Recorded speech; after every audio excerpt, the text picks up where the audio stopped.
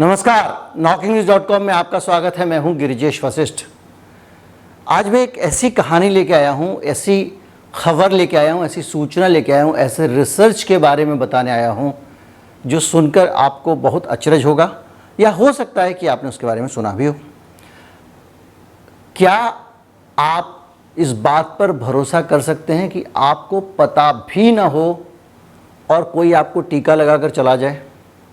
क्या आप सोच सकते हैं कि आपको टीका लग जाए और आपने लगवाया ही ना हो? क्या आप सोच सकते हैं कि जो पूरी दुनिया में लोग विरोध कर रहे हैं, यूरोप में, बहुत सारे देशों में, किन किन का नाम बताऊं, 10-15 देशों में जो लोग विरोध कर रहे हैं, नो वैक्स, वो नो वैक्स करते रह जाएं और उनको टीका भी लग जाए? क्या आप सोच सकते हैं कि आप अपने किसी मित्र के साथ कहीं घूमने जा रहे हों, आप पत्नी के साथ जो है अंतरंग क्षणों में हों और आपको पता ही ना हो उस वक़्त आपको टीका लगाया जा रहा हो? ये अचरज भरी जो बात है, ये अचरज भरी है, लेकिन विज्ञान में इस पर काम हो रहा है, इस पर सोचा जा रहा है और बहुत बड़ी संख्या में ऐसे प्राणी हैं जो टीकाकरण जिनका हो चुका है और उनको पता ही नहीं है, वो मज़े में घूम रहे हैं और वो वैक्सीनेट किए जा चुके हैं। ऐसा कैसे संभव है? वो कौन सा तरीका है जिससे ऐसा टीकाकरण होता है? इस पर हम बात करेंगे और इसमें रिसर्च कहाँ तक पहुँची है, कब से ये चर्चा छिड़ रही है, इसके कौन कौन से आयाम हैं, इसका विरोध क्यों हो रहा है, इसका समर्थन क्यों हो रहा है, इस सब पे बातचीत करेंगे। कहीं मत जाइए, चैनल को सब्सक्राइब कर लीजिए। वैक्सीन को लेकर तो बुरी खबर आ गई है। कोरोना है भी या नहीं है, जो आपके जीने की पहली शर्त होगी, आपको वो करनी ही होगी। और विचलित करने वाली खबरें, सबसे ज़्यादा मुनाफा बाजार को हो रहा है। वायरस है, उसका हवा में घुल जाना, इससे बड़े सवाल खड़े हो गए। इस पर बातचीत करेंगे। नमस्कार।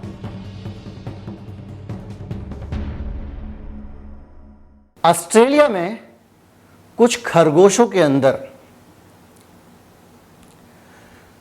जिस मसले पे मैं बात करने वाला हूं, वो मसला पिछले मई 2020 से ज़बरदस्त वैज्ञानिक बिरादरी में ज़बरदस्त गर्मागर्म चर्चा का विषय है। वो उस पर खुल के अपने विचार रख रहे हैं और इस टेक्नोलॉजी जिसकी मैं बात कर रहा हूँ, उस टेक्नोलॉजी से लेकर कई तरह की जुड़ी हुई धारणाएं, जुड़े हुए विचार और जुड़ी हुई चीज़ें लगातार बढ़ती जा रही हैं। इस पे कल्पनाओं और प्रतिकल्पनाओं का एक लंबा दौर चल रहा है। पूरी दुनिया में तरह तरह के लोग इसके पक्ष और इसके विपक्ष में विचार लेके खड़े हुए हैं।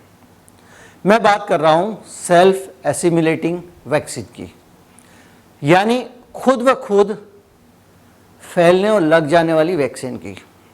एक ऐसी वैक्सीन की बात कर रहा हूँ जो बीमारी की तरह एक आदमी से दूसरे आदमी में फैलती है।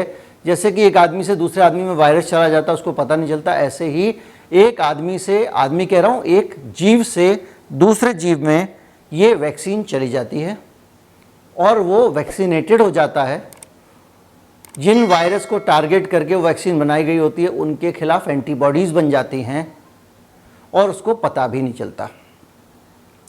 इस रिसर्च की शुरुआत ऑस्ट्रेलिया में हो चुकी है। ऑस्ट्रेलिया में बहुत सारे खरगोशों के ऊपर इसे अपनाया गया और उसके बड़े अच्छे नतीजे निकले। कुछ बीमारियां ऐसी थीं जो खरगोशों में होती थी और उससे दूसरे खरगोशों को लग जाती थी और वो मर जाते थे। जब ये वैक्सीन एक खरगोश को दी गई, उससे दूसरे, तीसरे और चौथे को लगी, तो वो सारे के सारे लोग जो है वो ठीक होते चले गए। ये वैक्सीन क्या होती है, कैसे काम करती है, उस पर मैं थोड़ा तफसील से और सरल तरीके से आपको समझाऊंगा। और मैं आपको उससे पहले ये बताना चाहता हूँ कि ये सारी जानकारियाँ मैं जो आपको दे रहा हूँ, ये पिछले साल नेचर में, नेचर एक बहुत बड़ी साइंस मैगजीन है, उसमें एक रिसर्च पेपर छपा हुआ है जिसमें ये सारी बातें लिखी हुई हैं। ये मैं उसका निचोड़ आपको बता रहा हूँ। नेचर की रिसर्च कहती है कि ये जो वैक्सीन है, ये ऐसे बनती है कि आपको कुछ ऐसे बिनाइन वायरस आपके अंदर डाले जाते हैं। बिनाइन का मतलब हार्मलेस, जो आपको हानि नहीं पहुंचा सकते। कुछ ऐसे वायरस आपके अंदर डाले जाते हैं इंजेक्ट करके या किसी भी दूसरे तरीके से, और वो वायरस जो है जब आपके अंदर होते हैं तो वो आपसे वो प्रसारित होने लगते हैं, वो आपके ज़रिए निकलने लगते हैं। मान लीजिए आपको वैक्सीन लगाई किसी ने, वो लंग्स के ज़रिए, सांस के ज़रिए, या फिर चुंबन के ज़रिए, और भी बहुत सारे ज़रिए जो हैं, उनमें से किसी भी एक ज़रिए से एक दूसरे को काट ले जानवर, उससे वो वायरस एक से दूसरे में जाता रहता है। और इस वायरस की खासियत ये होती है कि ये प्राणी के लिए जिसको ये दिया गया है उसके लिए तो ये हार्मलेस होता है, कोई हानि उसको नहीं पहुंचाता। बीच बीच में प्राणी की जगह मनुष्य निकल जाए तो आप उसको उस तरह से मत लीजिएगा। ये रिसर्च अभी तक प्राणियों पे ही हुई है, मनुष्यों पे सोचा जा रहा है, बहुत सोच रहे हैं लोग। तो जब आपको वो इंजेक्शन आपके ज़रिए दूसरे को लग जाता है, तो वो जो एक वायरस ऐसा डिजाइन किया गया है जो मनुष्य को हानि नहीं पहुंचाता, मतलब प्राणी को हानि नहीं पहुंचाता, करियर को हानि नहीं पहुंचाता, लेकिन वो ऐसा आभास देता है अंदर शरीर के जाके कि एंटीबॉडीज़ जो हैं वो बनने लग जाती हैं जिस बीमारी के लिए इसको बनाया गया है।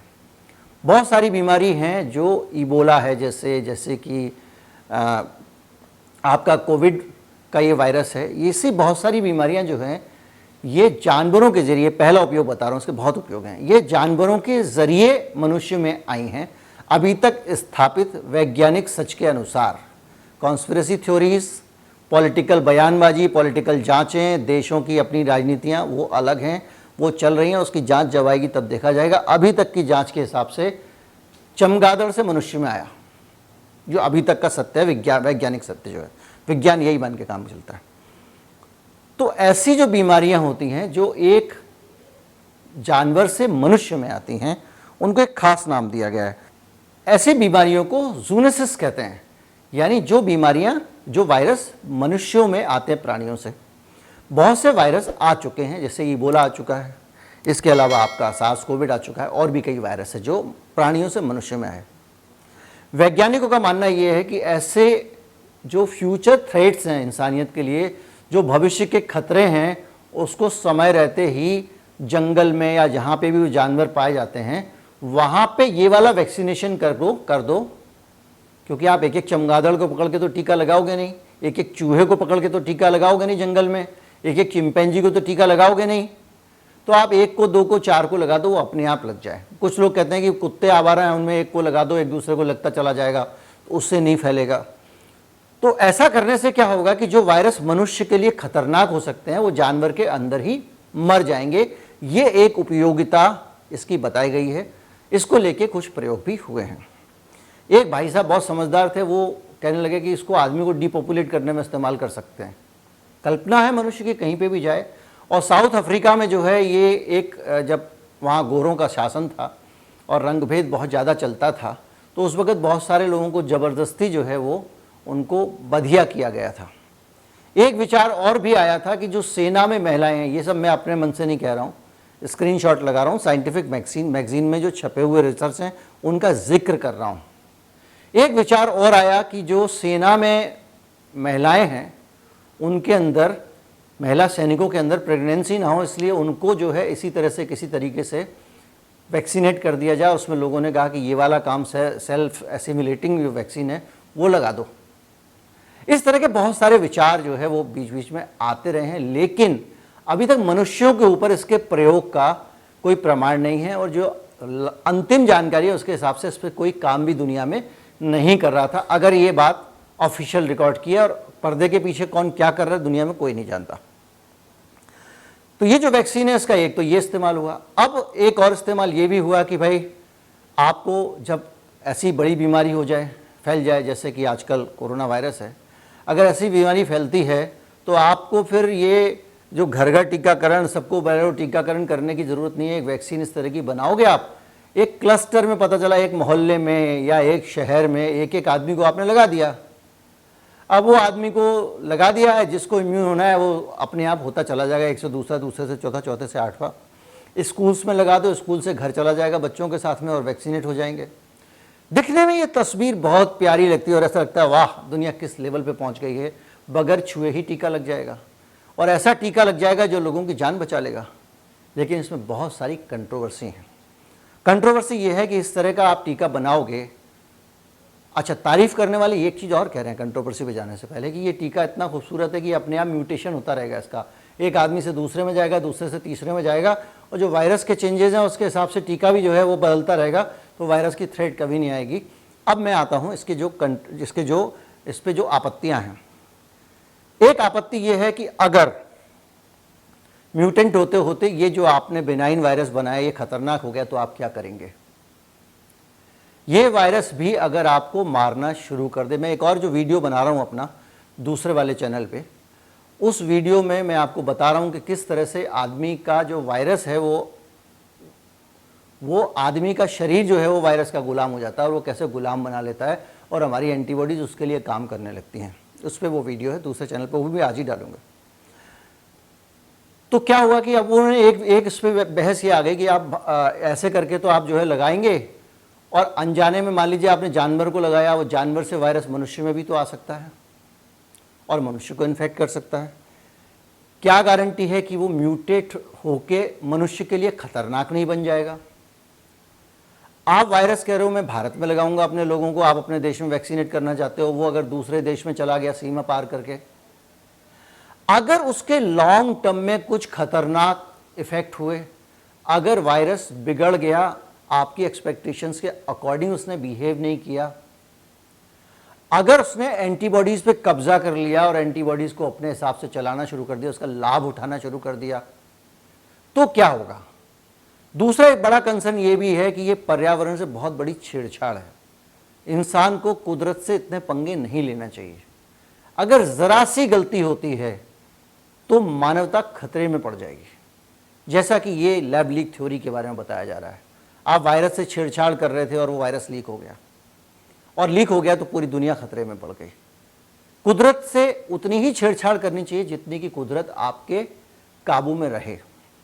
इसके जवाब में जो रिसर्च पेपर छपा है नेचर में, उसमें लिखा हुआ है कि इसका एक एंटीडोट भी हम रख सकते हैं कि मान लीजिए अगर ये वायरस बिगड़ा तो हम फिर वो वाला टीका लगा के कंट्रोल कर लेंगे। अगेन व्यापार की एक संभावना, और जहां व्यापार की संभावना होती है वहां बाजार जो है बड़ी रुचि लेता है।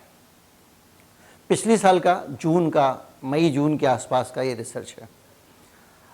अब इसको लेके एक चीज़ ये सोचने वाली है कि जो बहुत सारी नैतिकता की चीज़ें हैं, जैसे हम लगातार ये डिस्कस करते जा रहे हैं कि मनुष्य का शरीर, जैसे हमारा जो आर्टिकल 21 है भारतीय संविधान का, वो कहता है कि मनुष्य का जो शरीर है उसके ऊपर मनुष्य का पहले अधिकार है, पहला हक मेरे शरीर पर मेरा है, जीवन का अधिकार। इस शरीर को मैं कैसे करूं इस्तेमाल, क्या ना करूं, मेरे साथ जो मेडिकल ट्रीटमेंट होगा, साइंटिफिक ट्रीटमेंट होगा, वो आप मेरी मर्जी से करेंगे। जब आप मेरी मर्जी से मुझे सुई के बगैर मुझे सुई तक लगाने का अधिकार नहीं रखते हैं, तो आप मेरे अंदर मेरी जानकारी बगैर किसी भी प्रकार की वैक्सीन कैसे घुसा सकते हैं। एक विचार ये भी आया है कि जैसे इस तरीके से वायरस फैलाने की आप बात कर रहे हैं, ऐसा वायरस जो इंसान को वैक्सीन लगाएगा, उसी तरीके से आप खतरनाक वायरस भी तो फैला सकते हैं, जैसी कि कल्पनाएं की गई हैं। साउथ अफ्रीका में, स्वीडन में, कई जगह पे बहुत पुराने ज़मानों में अलग अलग तरह पे माइनॉरिटीज़ को जो है वो किसी तरह से बधिया करने के बहुत सारे प्रोजेक्ट पे बातें सामने आई। चीन में भी कहा जाता है कि उइगर मुसलमानों को जो है बधिया करने के लिए चीन कुछ उन इलाकों में करता रहता है। वो जो करते हैं वो अलग तरीके हैं, वो मतलब वो वायरस के आरोप नहीं लग रहे हैं उनके ऊपर। लेकिन आने वाले समय में जब इस तरह के वायरस बना के और लोगों को किया जा सकता है इस्तेमाल मानवता के खिलाफ, मनुष्य के खिलाफ, शक्तिशाली लोग चाहे वो सरकारें हों या कुछ और हों, अगर इतना कर सकते हैं तो आगे जाकर वो घातक वायरस क्यों नहीं बना सकते, घातक सेल्फ स्प्रेडिंग वायरस क्यों नहीं बना सकते, जो सभी मनुष्यों को नुकसान पहुंचाए और बर्बाद करे। या टारगेट ग्रुप को जिससे आपको नफरत हो, बहुत सारी जगहों पे दुनिया में माइनॉरिटीज़ को किल किया गया। अगर हिटलर के ज़माने में ऐसा वायरस होता तो वो कुछ बना के ऐसा डाल देता कि सारे यहूदी मर जाएं। तो कुल मिला के ये कितनी खतरनाक चीज़ हो सकती है इंसानियत के लिए, ये समझने वाली बात है। अब बात यह है कि इस तरह के वायरस जो हैं उनको कितना सीरियसली लेना चाहिए, इस तरह की बातों को कितना सीरियसली लेना चाहिए। मेरा मानना यह है कि ये साइंस है। साइंस में एक कदम बढ़ने में कभी कभी 100 साल तक लग जाते हैं। आज जानवरों में इस तरह की सेल्फ स्प्रेडिंग वैक्सीन बना ली गई हैं, इसका मतलब ये नहीं है कि मनुष्य में आसानी से बना ली जाए। मनुष्यों के ऊपर प्रयोग हुए हैं, लेकिन मनुष्यों तक नौबत नहीं आई, वो चिंपैंजी तक होकर ही रोक दिए गए, क्योंकि उन प्रयोगों में कुछ संभावना ज़्यादा दिखी नहीं और बहुत सारे जो पहलू मैं बता रहा हूँ वो पहलू इसमें शामिल हैं। लेकिन अमेरिका और उस तरह के बहुत सारे देश, चीन जैसे है, ये शरारतों से बाज नहीं आते हैं। ये कई इनके पास में जो ताकत है, पैसा है, उसके दम पर ये विज्ञान से बहुत छेड़छाड़ करते हैं और इनको ये लगता है कि इस विज्ञान के ज़रिए हम धन कमा लेंगे या कुछ और कमाई का ज़रिया निकाल लेंगे, क्योंकि अमेरिका का तो पूरा ओरिएंटेशन ही लोगों की कमाई करवाना है। उनकी फ़िलॉसफी उनके देश की है कि ज़्यादा से ज़्यादा लोग कमाएं, बड़े बड़े लोग कमाएं, और वो बड़े बड़े लोग जो कमाएंगे वो अपनी कमाई खर्च करें, और उस कमाई जो खर्च होती है उससे लोगों का भला हो। यही बेसिक फ़िलॉसफी है जिसको आप ट्रिकल डाउन थ्योरी कहते हैं। तो कुल मिला के ये अब मानवता उस स्तर पे, उस जगह पे, उस कोने पे, उस स्थान पे पहुंच गई है जहां पे इस तरह के टीकों के खतरे इंसानियत के सर पे मंडराने लगे हैं। मेरा मानना यह है कि इस तरह की कोई भी रिसर्च जो इंसानियत के खिलाफ हो, जो इंसान के अस्तित्व के लिए खतरनाक हो, जो मनुष्य के साथ अनैतिक व्यवहार करती हो, उसको वहीं रोक देना चाहिए। इसके खिलाफ आवाज़ उठाना ज़रूरी है। जब भी, जहाँ भी, जिस फोरम पर भी मौका लगे, इन बातों को आप पहुँचाएं और आवाज़ उठाएं। मेरा वीडियो अगर उसमें मददगार साबित होता है तो उसको शेयर करें। नमस्कार, जय हिंद।